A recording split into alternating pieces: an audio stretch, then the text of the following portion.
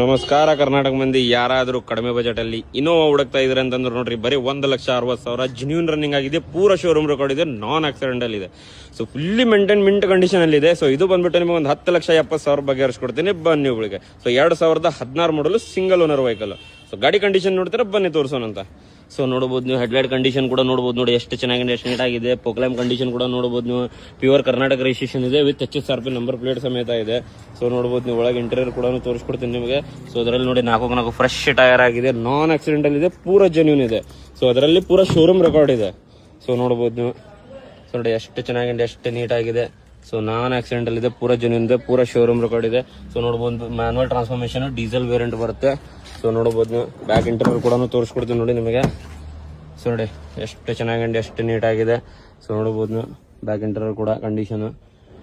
So 1,60,000 genuine running ಆಗಿದೆ, ಪೂರ showroom record ಇದೆ. ಇದು ಟೈರ್ ಕಂಡೀಷನ್ ನೋಡಬಹುದು ನೀವು.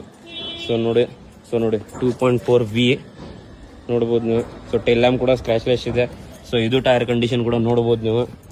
ಸೊ ನೋಡಿ ಫ್ರಂಟ್ ಇಂಟೀರಿಯರ್ ಕೂಡ ತೋರಿಸ್ಕೊಡ್ತೀನಿ ನೋಡಿ, SRS ಏರ್ಬ್ಯಾಗ್ ಕೂಡ ನೋಡಬಹುದು ನೀವು.